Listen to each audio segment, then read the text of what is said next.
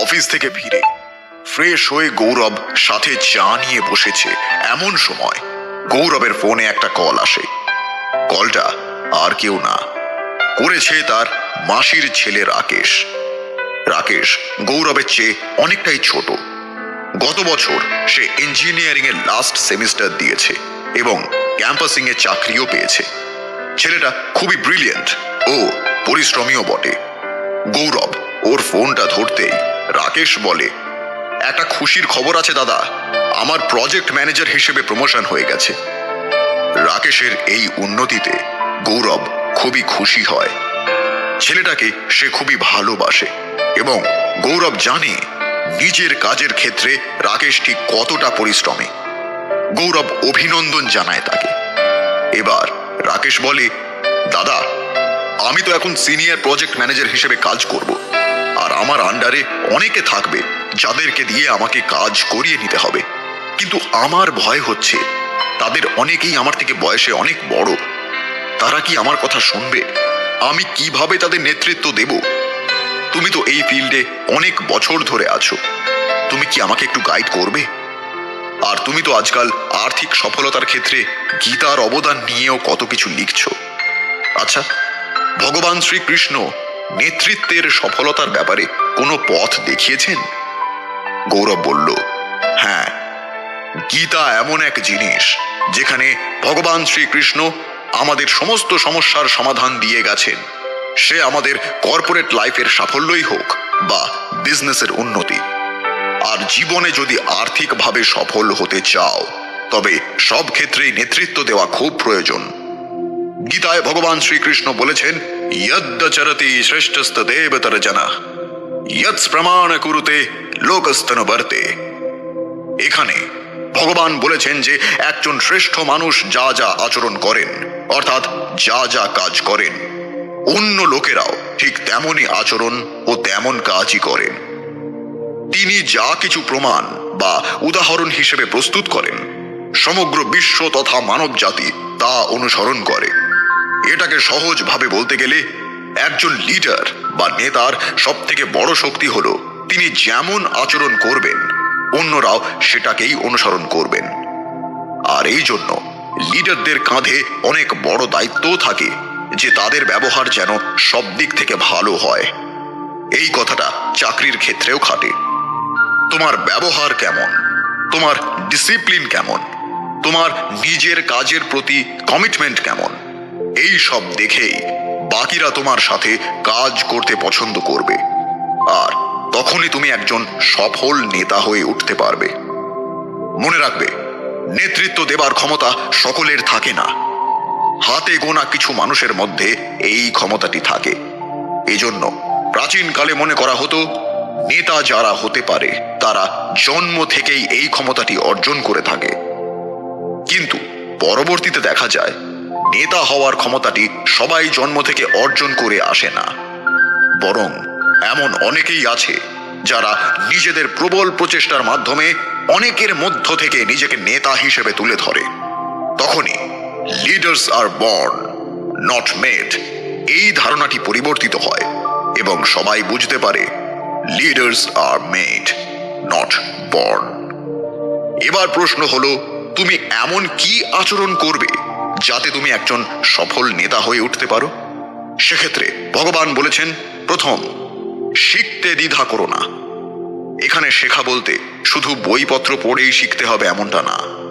আমাদের চারপাশের পরিবেশ আর মানুষ থেকে অনেক কিছুই শেখার আছে। একজন যোগ্য নেতা এই সুযোগটির পুরোপুরি সদ্ব্যবহার করে। আমরা নিজে নিজে কাজ করে কিছু শিখি, কিন্তু একজন নেতা হতে গেলে তোমাকে অনেক দিকেই দৃষ্টি দিতে হবে। শুধু নিজের অভিজ্ঞতা না, অন্যের অভিজ্ঞতার মাঝে যদি শেখার কিছু থাকে তাহলে সেখান থেকেও শিক্ষা নিতে হবে। শিখতে যদি দ্বিধা করো তাহলে তুমি কোনো দিন নেতৃত্ব দেওয়ার গুণটি ফুটিয়ে তুলতে পারবে না। তুমি যত বেশি শিখবে, নানা রকম অবস্থার মাঝে তুমি ততই খাপ খাইয়ে নিতে পারবে। তুমি যত বেশি শিখবে তত ভালোভাবে তুমি মানুষ চিনতে পারবে। তাই নিজেকে একজন নেতা হিসেবে গড়ে তুলতে চাইলে যে কোনো কিছু থেকে শিক্ষা নিতে দ্বিধাবোধ করবে না। মানুষকে বুঝতে পারা। অর্থাৎ একজন নেতা হিসেবে তোমাকে অনেক মানুষের সাথে কাজ করতে হবে। তারা হতে পারে তোমার সহকর্মী, হতে পারে তোমার ঊর্ধ্বতন বা অধস্তন কর্মকর্তা। যোগ্য নেতা হয়ে উঠতে চাইলে তাই মানুষকে বুঝতে পারার ক্ষমতাটি থাকা খুবই গুরুত্বপূর্ণ। একজন মানুষের আবেগ অনুভূতি বুঝতে পারা, সেই অনুযায়ী তার সাথে কাজ করা, কারোর ভেতরের সুপ্ত ক্ষমতা বুঝতে পারা আর সেই ক্ষমতাকে কাজে লাগানোর জন্য সাহায্য করা, এগুলো একজন নেতার নিজের যোগ্যতাকেই ফুটিয়ে তোলে। আর তাই নিজেকে নেতা হিসেবে গড়ে তুলতে হলে মানুষকে বুঝতে পারাটা জরুরি। যদি মানুষকে বুঝতে চাও তাহলে মানুষের সঙ্গে মেশা, তাদের সঙ্গে কথা বলা, তাদেরকে গভীরভাবে পর্যবেক্ষণ করা জরুরি। তাহলে তুমি বুঝতে পারবে কখন কার সাথে কিভাবে কথা বলতে হবে বা কাকে কিভাবে বুঝতে হবে। তৃতীয়, মানুষকে তাদের সামর্থ্য ও দুর্বলতা বুঝতে সাহায্য করা। একজন নেতার কাজই হচ্ছে তার সাথে যারা কাজ করে তারা কোন কাজে ভালো তা তাদের সামনে তুলে ধরা এবং সেগুলো কাজে লাগাতে সাহায্য করা। সেই সাথে তাদের দুর্বলতাগুলো চিহ্নিত করে সেগুলোকে শক্তিতে পরিণত করার উপায় দেখিয়ে দেওয়া। এর ফলে অনেকভাবেই লাভ হয়। প্রথমত, সবাই বুঝতে পারে তাদের কথা আলাদা করে ভাবা হচ্ছে, এতে করে তাদের কাজের উদ্যম বেড়ে যায়। দ্বিতীয়ত, এর মাধ্যমে সবাই তোমাকে অন্যের চেয়ে আলাদা চোখে দেখা শুরু করবে। তৃতীয়ত, তাদের সামর্থ্যের জায়গাগুলো তুমি কাজে লাগাতে পারবে। এতে করে একটি সুন্দর ভারসাম্যপূর্ণ দল গড়ে উঠবে। এর জন্য যে একটা দল গড়ে তুলে কিছু মানুষকে তারপর তাদের সামর্থ্য ও দুর্বলতা বের করতে হবে এমন কোনো কথা নেই। তুমি তোমার আশেপাশের মানুষ বা তোমার বন্ধুদেরকেই এই বিষয়ে সাহায্য করতে পারো। নানান বিষয় তাদের পরামর্শ দিয়ে আস্থা তৈরি করে নিতে পারো। চতুর্থত, একটি জিনিসকে বিভিন্নভাবে যাচাই করা। একজন নেতার অনেকগুলো গুণের মধ্যে একটি হচ্ছে একটা জিনিসকে বিভিন্ন দিক দিয়ে ভাবতে পারা। একটি ঘটনা বিভিন্ন কারণে ঘটতে পারে। তুমি যেটা ভাবছো সেটি কারণ নাও হতে পারে। যখন তুমি একটি ঘটনাকে বিভিন্ন দিক থেকে বিচার করবে তখনই তুমি আসল কারণ বুঝতে পারবে।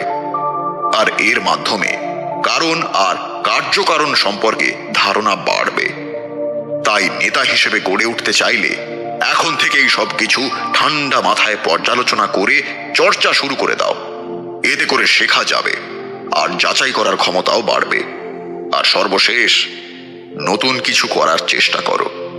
অর্থাৎ একটু অন্যভাবে চিন্তা করে নতুন কিছু করার চেষ্টা করাটা একজন নেতার বৈশিষ্ট্যকেই ফুটিয়ে তোলে।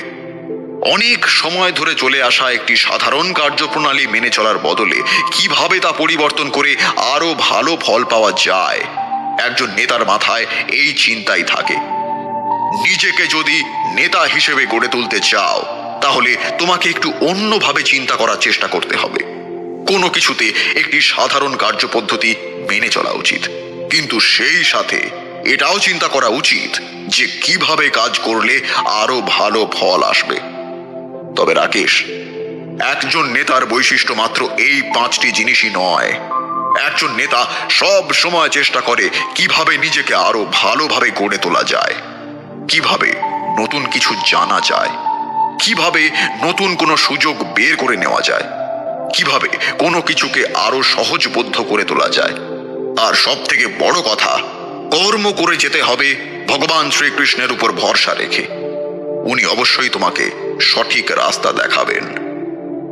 গৌরবের কথা শুনে রাকেশ তাকে অনেক ধন্যবাদ জানালো এই মূল্যবান উপদেশের জন্য। আর গৌরবও রাকেশের ভবিষ্যতের জন্য অনেক শুভেচ্ছা জানিয়ে ফোন রেখে দিল।